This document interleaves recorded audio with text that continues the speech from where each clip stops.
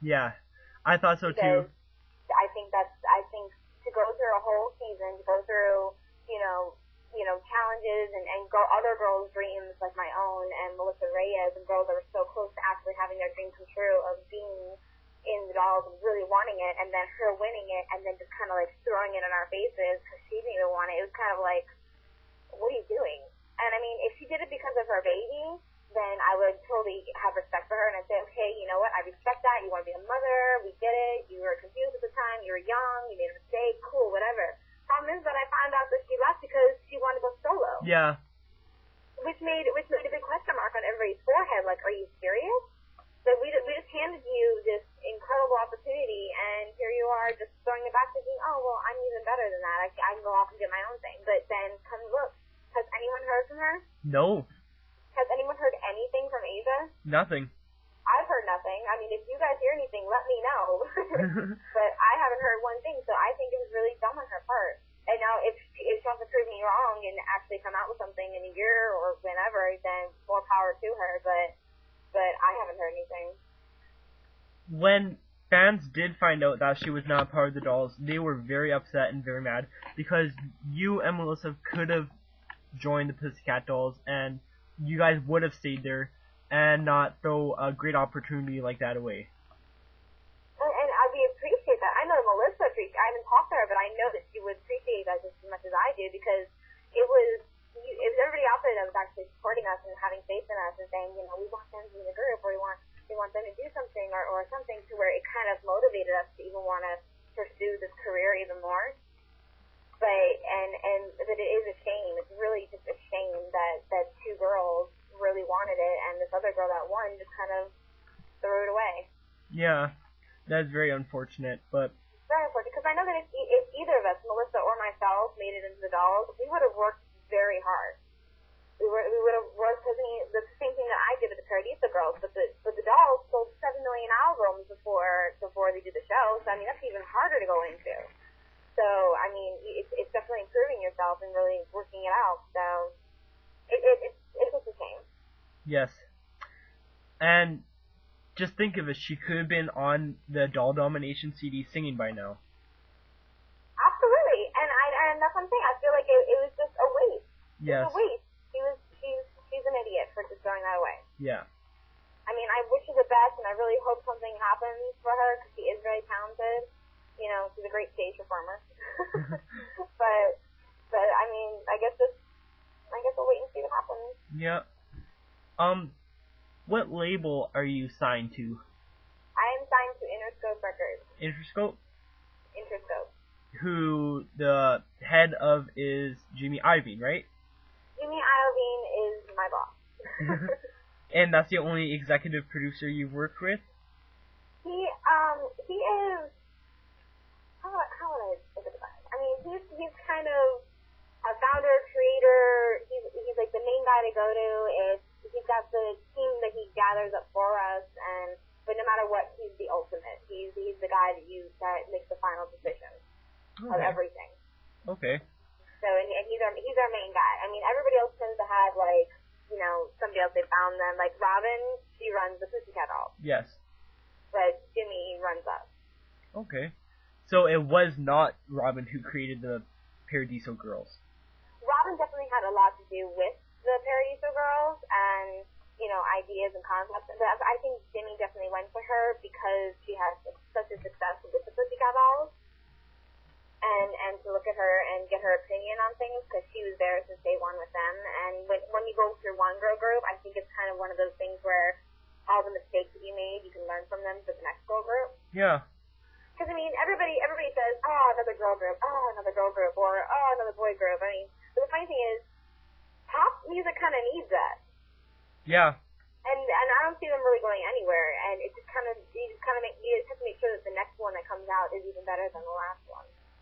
Yeah. So I think Jimmy just definitely went to her to get her inside look and her opinion. And she does have a lot to do with our project, but Robin isn't just Pussycat Dolls. She definitely has an outlook on everything also, and definitely can make something new. So just because we're working with those people doesn't mean we're another Pussycat Dolls group. Everybody has other ideas and other concepts and other things. Okay. She's also the choreographer for your group, right? She is not my only choreographer now. Oh, who else have you guys worked with for choreography? Well, we, of course, Robin and Mikey, but they were kind of like, a team. Yeah.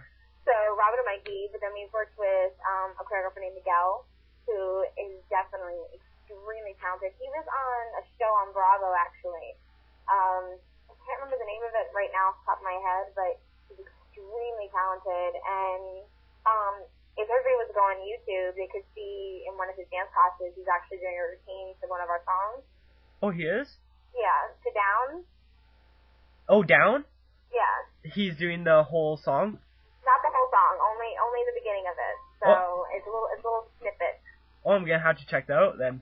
Yeah, but we worked with him. We've had a couple other people in mind, but it's kind of just been focusing mainly with just those three people.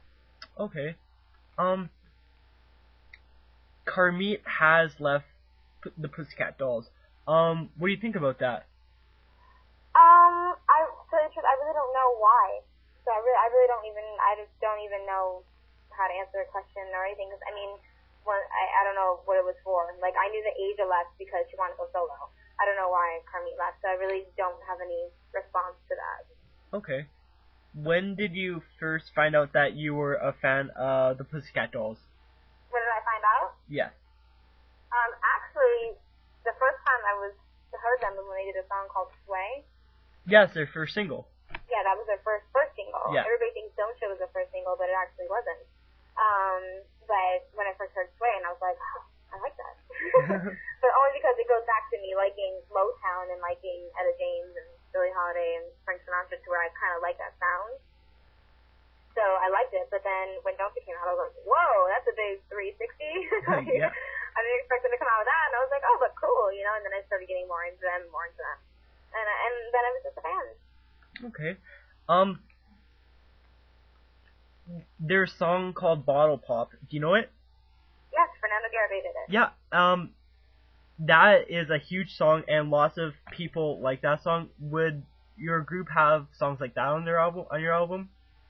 We're gonna, like I said before, we have some songs that you can dance in the club to. Then we have some songs you could just be driving in your car to. We have love songs. We have very poppy songs. We have, we have all different types of songs. So yes, and it's not, yes, there'll be some like that, but there's not, but the whole album will not be like that, no.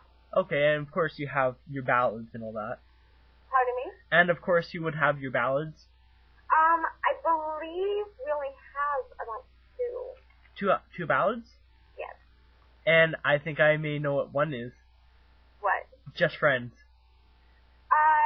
Maybe. For the group, has any of the members been co-writing any songs? Pardon me? Has any members in the group been co-writing any songs? There's only one song that me and Lauren worked on, but it was with LMFAO. Oh, right, yeah.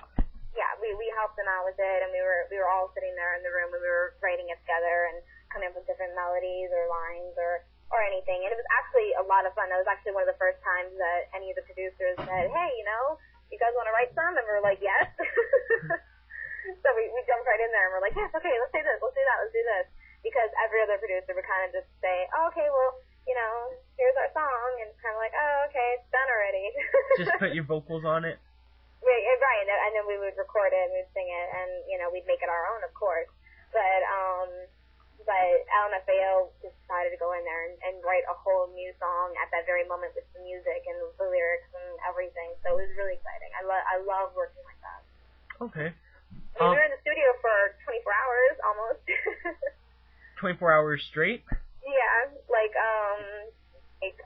we started recording, I think, at 8 o'clock in the morning for me. Holy man. Yeah, so, but it's exciting. Right.